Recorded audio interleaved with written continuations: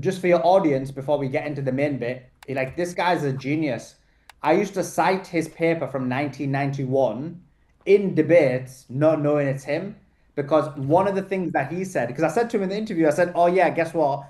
There was a paper which said that when Saddam Hussein fired weapons at Israel, their claim at the time was that 95% of those weapons had been intercepted."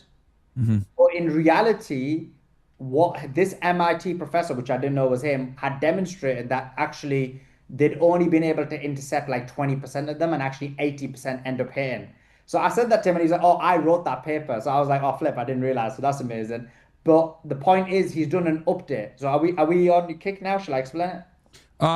Yeah. Let's get into because I think this is huge with the Patriot missiles. Yeah, Well, so before we get into that, last thing I'll say. So right now the strategy for Iran is they're hitting Kuwait very hard, because Kuwait controls a lot of the radars. And then we talked about how they had destroyed one of the radars at the El Udeid base, if I'm not mistaken, which gave the Israelis yeah. 15 extra minutes. Which, for those of you guys that are watching, the whole thing when it comes to missile defense, guys, is the ability to have time to be able to respond to, scramble your own rockets. So the less time you have, the less likely you have to be able to shoot down that rocket. So whenever you take radars down, you're cutting down the response time that the defending country has to respond and scramble missiles. So that's why destroying radars is so critical, because every minute you shave off increases the likelihood of the missile actually striking its intended target. That's why Iran is kind of doing the slow burn, destroying all these different radars, so that when they do decide we're going to start hitting Israel, their defense is going to be significantly weakened. But go ahead, man, take it away. That's perfectly put. And to add to that, you're also going to have a scenario where they're going to have to live in their bunkers all the time because they just won't have enough time to run to their bunkers. Also, you'll have it where the military personnel won't be able to hide fast enough, and therefore they're going to have to, stay away from their posts if they don't want to die, or they're going to have to risk their lives if they want to continue fighting. So it just completely changes the dynamic from a defense perspective. But what this MIT professor showed is not only in terms of what you said, we already know that the US is running out of defense interceptor missiles and Israel's running out of defense interceptor missiles. We've been saying it for months now. This is the big reason why Trump agreed to the deal. So they're running out, but also what this MIT professor from the United States of America, genius guy, demonstrated is that actually the success rate of these interceptors, remember they said they were 95%, which means you use two interceptors against one missile and 95% of the time you're able to stop it. But what he demonstrated unequivocally was that when you fire interceptors at a missile, it only stops it 1 to 2% of the time, which means if you were to send 100 missiles, they would need 200 missiles, and out of those 200 missiles they would only be able to take out two missiles that are coming towards them, so 98 of them would hit. So that's just an example of how bad the situation is, because and the reason is this, just a logical thing, the way the interceptors work is the only way you're able to intercept a missile is the head of the missile has to, sorry, the head of the interceptor has to hit the head of the missile that's coming in. It has to be directly. Even if it misses slightly, it'll end up missing. Even if you hit the go for the side, you'll end up missing because of the sheer speed of the missile. So basically, what he's demonstrated is because of the speed, because of the fact that you have to hit head on head, you can't hit the side of it. You basically have it where only 1 to 2% of the missiles were stopped, and then he went through all of the missiles during the first 39 days, and only 1 to 2% were stopped. Now, and I saw the video. I mean, maybe I don't know if you'd be able to show. Should we show it on stream probably from your interview? Do you want me to send you the Send the it to I me think document? on. Riyadh, Send it Riyadh, to me on X. I can try and you can share pull it. it up on his channel. Pull up his channel, Riyadh. More resistance, and we'll Yeah. because I want the audience to see what we're talking about here. So just so I make sure I have this right. So I guess if we're gonna use a definition term of like intercepted, Suleiman, are we talking explicitly nose to nose has to hit for it to Yeah. be Yeah. okay? Now, just so we don't confuse the audience, because I do know some interceptor missiles don't necessarily go nose to nose. The objective is to kind of like get alongside it, explode in the air, and then kind of destroy the missile in of itself. So you're not necessarily going nose to nose interceptor, but you're exploding it and then like destroying the other missile in the process. When that happens, is it still possible that the warhead continues on? At least that's what I saw. What the scientist was saying, that like if you intercept that way, yeah, that's one way of destroying the the rocket that's coming in, but you might not necessarily take the warhead, and the warhead can still continue to proceed forward. That's right, yeah, because the whole notion is that with the Pack 2 and then also the Pack 3, but less so, because of the way the warhead is designed and the maneuverability it has, the only way to stop it is, as per what you Guys, said, nose and nose. If you were to do it the other method, which is to explode, just because of the sheer speed, you're gonna miss the bar almost like 98, 99% of the time. And the warhead will continue and then you'll end up hitting. So this is why you need the nose to nose strike in order to stop it. and so what was the name of the MIT? Ted Postal. Yeah, Okay. it should be like from yesterday. I think you did the interview. He did it within like the last 24 to 48 hours. Sunday, I think it was, and it was And that's on moral resistance, right? yeah. Yeah, so that's interesting. So you're saying like technically a real interception is when it goes nose to nose. Now, with that said, someone might make the argument, well, Suleiman, okay, fair. If we're going to be technical, yeah, it's nose to nose. But the goal is achieved where the missile was not made as lethal or it did not hit its target. Does the warhead still have the capacity to hit its target, or is it significantly diminished, or does it fall shorter than where it was supposed to go? How does that work with Do you mean if it ends up like striking the side somehow? Yeah, let's say the missile doesn't, hit the nose to nose and get a full interception, but it does explode and, destroy the other rocket. I get what you're saying. So it's cause so it doesn't work like that because if you look at it, you're thinking like let's say the missile comes and it's coming from this angle, it ends up hitting the side. But think about it, if you're at the front, so you're head to head with a missile, just think how small the missile is. You're not even seeing the back end of it. If you miss the front of it, you're just gonna miss the whole missile. You're not gonna end up hitting the side. Okay. Think about it like this. But what if it explodes to the side of it, though? Does that not, or are you saying it's moving so fast the warhead's still going to keep going? Yeah, the warhead's gonna miss it completely. The warhead has to hit it to explode in the right moment. Like you can't, it's not gonna be on the side of it and then just like explode. Especially if it was slow, maybe logically it makes sense. But the speed is like what 2.5k per second. It's just not gonna do that. Interesting. I've got the interesting. video here. Is there a part of the video that we should take a look at? I don't know if you Yeah, can that explains it to the scrub through people. mentally. I mean, that picture is perfect because look, that shows it. Okay. Can you see this head? So it's going head to head.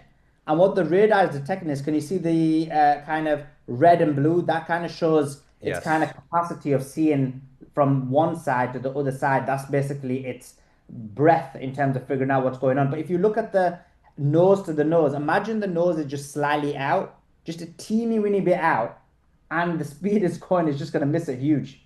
So the Yeah. point being that because it's head to head, it's not like you're trying to, because like in your mind you're thinking, oh, you know what, I just need to hit the missile, but that's not how it works. It's like nose to nose, and it has to hit the nose in order to explode, and then it explodes because you can't just explode in the air. The speed is just too fast. It's not like you're pressing a button, and so what happens is this nose of the where it says the word radar antenna has to hit the other nose, and if it doesn't, you basically fail. And so this is why Yeah. the vast majority of them are failing. Yeah, it Okay. can't be offset right or left, even the smallest amount. Yeah, because just Now- think about it, offset just tiny amount with the speed. Just think about the angle; it ends up being a huge angle. Slips right off. Gotcha. Yeah. So, okay, let's assume it goes and it's not able to stop the warhead. Does that impede the warhead's ability to actually reach its target? Does it like, let's say it was meant to hit, this specific target, does it fall short 100 meters now? Does it, because maybe it might not have the propeller because the propeller was destroyed, or does it still hit its target regardless, or is it not as lethal?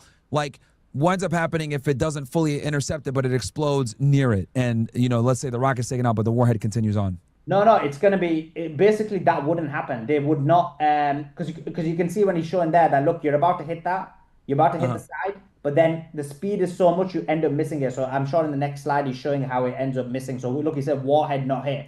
So when it was about to hit the side, you're just not going to hit it because of the sheer speed of it. So what you're saying wouldn't even happen because Gotcha. you wouldn't have a scenario where you'd hit the side; it would just completely miss. So either you hit the nose or you miss. There's no other option. Gotcha. Okay.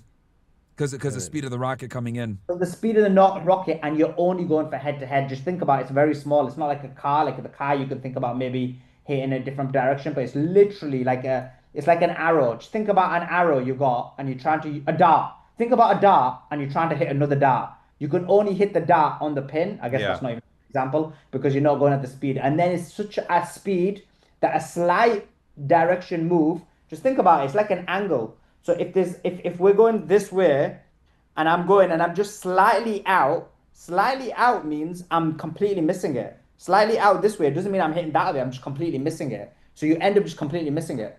So, and is this in particular with, if I'm not mistaken, this presentation that you or in this interview is done mostly on the Patriot missiles. What about like the other types of interceptor missiles? Do they all have this problem, or is this specific with Yeah, Patriots? so the Pac 2 we went through, the Pac 3 we went through. The THAAD has the same problem. He said the David Sling is even worse. It's even worse than the Is there PAL-2 any and part of the PAL. interview you want us to play for the people to kind of see? Because I remember watching and I was seeing like he was showing you kind of like what an interception looks like versus what an interception doesn't look like. We can show some of that. If you could pull it back up, Riyadh, real quick. Sure. I just Sure. can't remember which it's in, I'll be honest with you. But Yeah, which one? Which one should we You show can see me them? scrubbing through the bottom here. Is it towards the latter half maybe, or Go back a bit. I think there was one where there was a bunch of them coming in, and then Oh, yeah, right he here. was. yeah, it was this Yeah, way. maybe this one's a good example. Yeah, Turn the this is volume what up, you- what you Riyadh, for just them. said. One Yeah. sec. There are no intercepts occurring other than the one we identified. So the intercept rate is So 1 he or shows like 2%. all those missiles and Now like, we there's can a see an circle where the one interception is.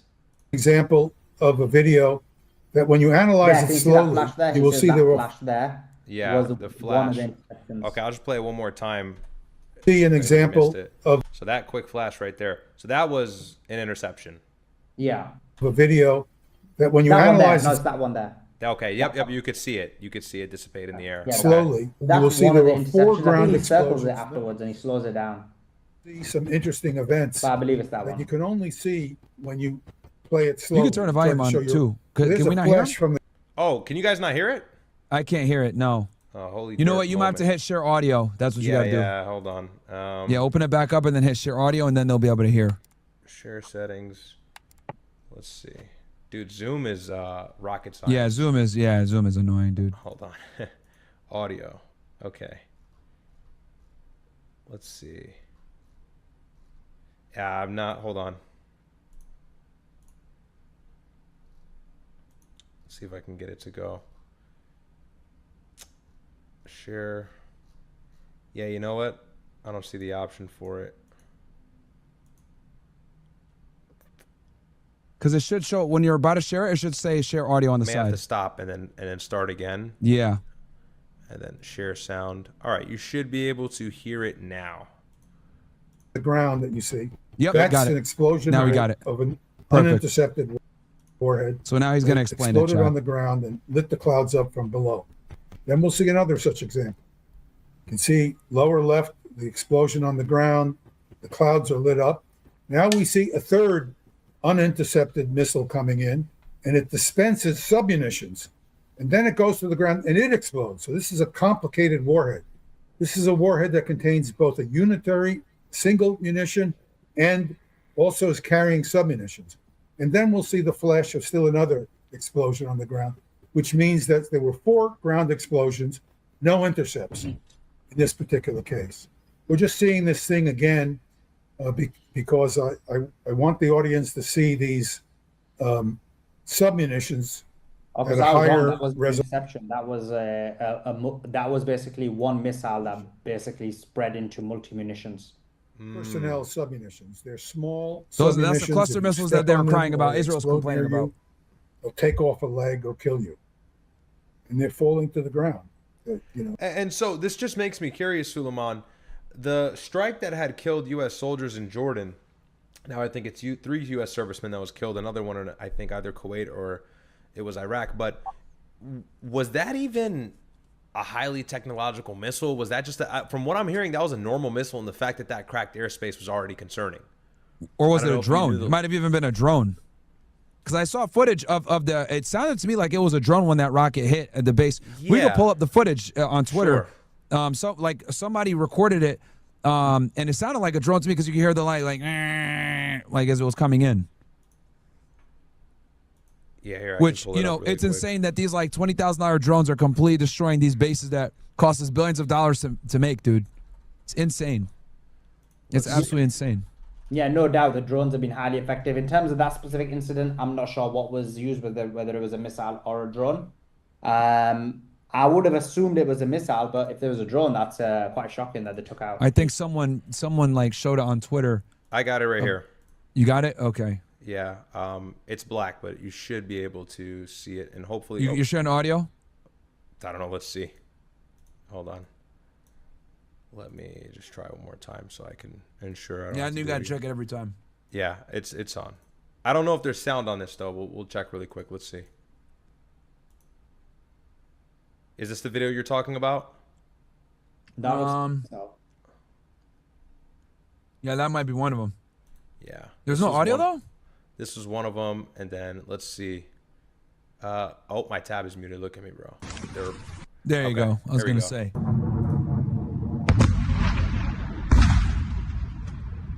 Okay, maybe that one was rocket because it wasn't. Oh, wow. I thought that was a missile. From what I understood Yeah. and what I Yeah, read, that probably seemed was- to be yeah, a it was a missile. missile.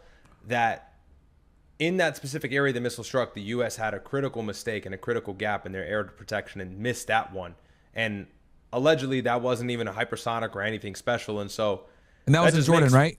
This was the Jordan, Muwafaq Air Base, if I'm not mistaken. It says here, footage of the ballistic missile strike on Muwafaq Salti Air Base. At least 2 missiles hit the base, killing 2 American service members. And this was, I believe, Friday. So, yeah, there was that. And then that, in the face of everything we just watched, right? If Iran, like you had said earlier, Suleiman, if they ramp up their missile aggression and they start using their highly complicated missiles that they really haven't shown that much for the last 60, 50 days since this whole MOU vague ceasefire thing has been going on, it's really concerning what happens if they whip those out. And I know they used a few of them on Israel in the very beginning. And so that can also be very catastrophic for the United States. And it seems like we're getting really close if they just bombed Tehran about an hour or two ago. Yeah, I mean, look, the hypersonic missile they used against Beersheba previously, that was significant. If you remember, there was hundreds of casualties. Yes. I'm hearing that this one is going to be, these ones are even bigger and stronger than those ones in terms of higher payload, more effective, higher mark speed. So it's going to be Did significant. Iran acquire them during a ceasefire pretty much? Like they took that time to like kind of beef up these rockets? It's a very good question. I don't know about that one specifically. I know that they did ramp up their supply. They told me that they had more missiles and drones now than they did on February the 27th. So they've been able What? to, it's been Really? yeah. It's been, remember, it's been more than 100 They've days had since so much Yeah. time to breathe. They've had so Yeah. much. It's only logical to assume that they have more capability than they did prior because they're facing an existential threat, from their perspective. So it only makes sense to kind of ramp up. And all this money that they have potentially made in the Strait of Hormuz with the environmental fees have probably contributed directly to the missile stockpile and or drone stockpile. But the scary part about the strike that had killed, and yeah, it says here ballistic missile strike, so I didn't even read that. The strike that had killed these 2 U.S. servicemen in Jordan, that cracked airspace, and that wasn't even hypersonic. So it's like once they start pulling out the big guns, that's what's really concerning about the servicemen in the Middle East. Go ahead. Not only that as well, the other important part of it is the precision.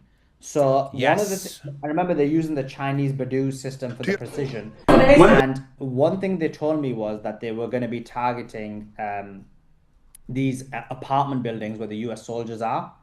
And they did that. Yesterday, there was a video of them was it today or yesterday? There was a satellite image of them taking out these apartment buildings, apartments which have the US soldiers in there, which shows the level of precision that's required that you say, I'm going to go after this target, you go after that specific target, and you end up hitting it. So it just shows once again, the Chinese Baidu system has been highly effective. And this is the problem they're having. They're having a problem where the US strikes are the Iranian strikes are too precise, and the US is struggling up until these strikes on this nuclear plant. And again, we're going to have to see the effectiveness of it and how many strikes there were and how many of those explosions were just interceptions. But up until today, they literally hardly ever went out of the south. Yeah, go ahead. I was going to say this because I remember early in the war, Suleiman, because this is kind of like a huge deal what this MIT professor was telling you, or scientist. Because earlier in the war, I remember the Gulf states were saying, well, we shot down 90% of the missiles, right? And drones that Iran, shot at the Gulf states, whatever. Are you saying they didn't actually shoot down any of them, and like a majority of them actually got in and caused damage, and they're just lying about it? Like, what's the the Yeah, middle there, because wouldn't there be way more damage if that were true, that only a small percentage were getting intercepted and they're just lying? Or no, there was so much damage. So that was the point. If you remember, me and you, yeah, many of us others were saying that look, there's decimating these bases in sure. these Gulf states, and they were like, no, it didn't happen. And then we started getting Oh yeah, they visual. were attacking bases. I'm not even thinking about, because in my head I was thinking about when they were hitting the hotels and stuff. But yeah, you're right. The majority of Iran's targets were military structures.